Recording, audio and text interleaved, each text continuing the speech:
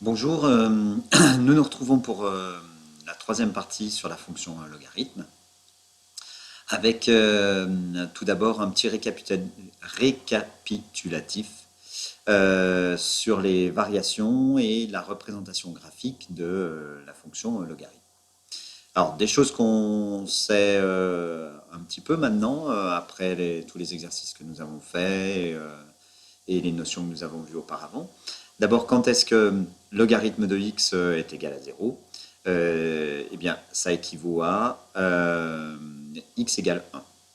D'accord? Quand est-ce que logarithme de x égale 1? Eh bien, quand x est égal à e, le nombre 2,718, etc. Quand est-ce que... Alors on sait d'autre part, pour l'avoir démontré précédemment, que la fonction logarithme est croissante sur R plus étoile. Ce qui nous amène, et on sait aussi que ln de x égale 0 lorsque x est égal à 1. Ce qui nous amène à, comme conséquence, logarithme de x est strictement positif. Quand ça? Quand x est strictement supérieur à 1. Quand est-ce que le logarithme de x est strictement négatif? Alors d'abord, il faut que x soit strictement positif, sinon le logarithme n'existe pas. Et puis, x strictement inférieur à 1. Donc x est compris entre 0 et 1, exclu.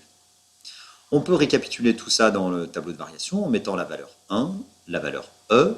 La dérivée, on a vu juste précédemment qu'elle est positive. Strictement positive même.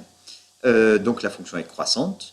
Les limites, on les a étudiées auparavant, donc en 0 plus c'est moins l'infini, en plus l'infini c'est plus l'infini, et puis on ajoute les valeurs, en e c'est 0 et en e c'est 1. Je t'invite à tracer la courbe représentative. Ceci dit, avant de la tracer, tu peux essayer de trouver la tangente à la fonction logarithme au point d'abscisse 1. Ça peut permettre de tracer une jolie courbe. Alors, on va voir aussi comment on trouve cette tangente. Voilà.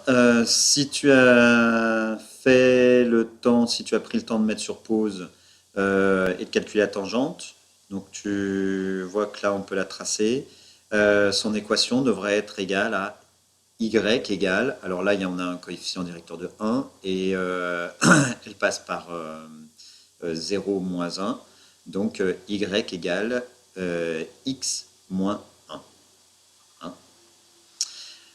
D'après la limite en 0 plus, par définition, la courbe représentative de la fonction, pas exponentielle, non, logarithme, de la fonction logarithme admet une asymptote verticale qui est y égale 0.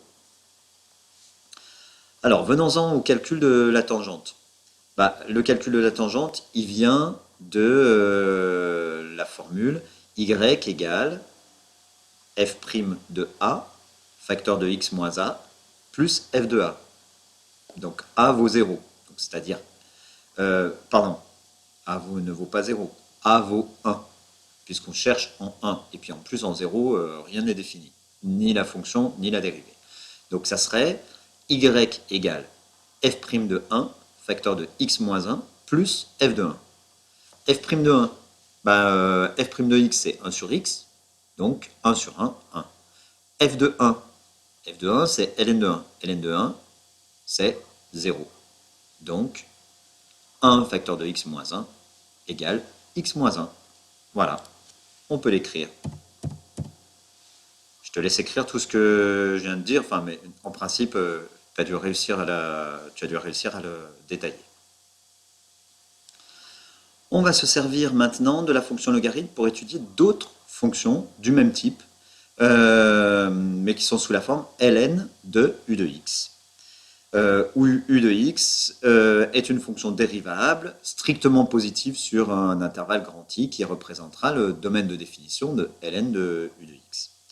Eh bien, à ce moment-là, première chose, ln de u de x est dérivable. C'est un théorème qu'on admet. Et sa dérivée, c'est la fonction u' de x sur u de x. ce sera une nouvelle formule à apprendre. Voilà. Alors, un premier exemple. Soit la fonction ln de 3x moins x carré. Je te laisse d'abord chercher le domaine de définition, puis après, faire la dérivée. Mets sur pause et puis on regarde ça. Alors, 3x moins x carré, quand est-ce que c'est défini? D'abord, on reconnaît que c'est un trinôme du second degré avec une première racine évidente qui est 0. Hein, on factorise par x, ça fait moins x facteur de moins x plus 3. Et donc, une deuxième racine évidente qui est 3. D'après les règles d'un trinôme du second degré, la règle du signe d'un trinôme du second degré, 3x moins x carré est du signe de a à l'extérieur des racines. A, c'est moins 1, donc c'est négatif, donc ça ne m'intéresse pas. Moi, je vais prendre à l'intérieur des racines, puisqu'il faut que 3x moins x carré soit strictement positif. Donc, le domaine de définition va être 0, 3, exclu. Tu as dû trouver ça. Si tu as fait le discriminant, bon, c'est bien, hein, mais il faudrait peut-être arriver à le faire en reconnaissant les racines évidentes et la règle du signe du trinôme du second degré. Il me semble que ça va un petit peu plus vite. Quoique. Passons à la dérivée maintenant. Eh bien, on a dit que c'était u' sur u. U de x, c'est 3x moins x carré. U', c'est moins 2x plus 3. Donc la dérivée f' de x est égale à moins 2x plus 3 sur 3x moins x carré. Je vais te laisser le noter. Voilà. Une autre propriété pour les fonctions du type ln de u de x, eh bien, c'est le sens de variation. Comme la fonction logarithme est strictement croissante sur r plus étoile, on va avoir le même type de théorème que pour la fonction exponentielle, c'est-à-dire que la fonction ln de u de x et la fonction u de x ont le même sens de variation. C'est la propriété, alors évidemment à condition que la fonction u soit strictement positive et dérivable sur un intervalle grand I. Hein, voilà. C'est la propriété que je te laisse écrire et on va faire la démonstration. Alors, on veut le sens de variation de la fonction ln de u. Donc, ln de u, d'après ce qu'on a vu, c'est u' sur u. Évidemment, avec u, fonction strictement positive et dérivable sur un intervalle grand I.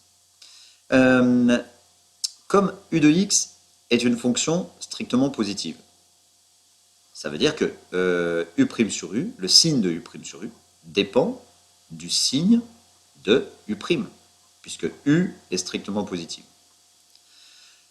Or, u' nous donne également le signe de la dérivée de u, et ça nous donne une indication sur le sens de variation de u de x. C'est u' qui détermine le sens de variation de u de x. Ici, la dérivée ln de u dépend du signe de u' aussi, donc finalement, ln de u va avoir le même sens de variation que la fonction u. Alors, dans un exemple, pour déterminer le sens de variation de la fonction ln de 1 sur x ou ln de 3x moins x carré qu'on a vu précédemment. On va utiliser cette propriété. Alors, essaye de rédiger les deux. Tu mets sur pause et après, tu vérifies. Alors voilà. Ln de 1 sur x, bah, c'est bien de la forme ln de u de x. U de x égale 1 sur x. Si on est sur r plus étoile, 1 sur x est bien strictement positive, donc définie, et dérivable sur r plus étoile. À ce moment-là, bah, je connais la fonction 1 sur x sur r plus étoile. Je sais que la fonction x de 1 sur x est strictement décroissante sur 0 plus l'infini. Donc, par propriété, la fonction ln de 1 sur x est également strictement décroissante sur 0 plus l'infini.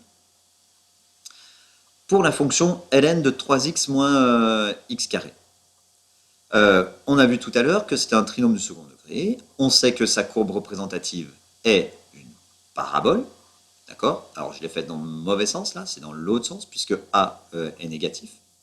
Donc, c'est une parabole qui va être croissante puis décroissante. Quel est son sommet? Ben, le sommet, la formule de l'abscisse du sommet, c'est moins B sur 2A. Donc, moins 3 sur moins 2 fois 1. Donc, 3 demi.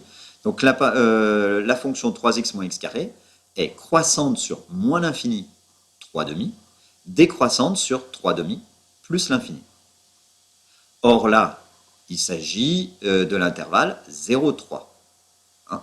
Par conséquent, la fonction ln de 3x moins x carré, qui est définie sur 0,3, est croissante sur 0 exclu 3 demi, et elle est décroissante sur 3 demi 3. Voilà, on doit arriver à l'écrire en 4-5 lignes, sans vraiment des calculs difficiles. Je vais te laisser le noter. Ou du moins le vérifier. Donc la démonstration que je viens d'énoncer là. Puis le premier exemple. Et enfin le deuxième exemple et sa rédaction. Alors, pour t'entraîner, pour utiliser ces propriétés, je t'engage à prendre dans le livre, page 167, des calculs sur la dérivée, donc le 54, page 167, et tu peux faire aussi le 55, page 167. Soit je les corrigerai dans une prochaine vidéo, soit on les corrigera en classe. Je m'arrête pour cette vidéo et je vais en faire une autre sur les limites et les croissances comparées. Voilà. Allez, à bientôt. Au revoir.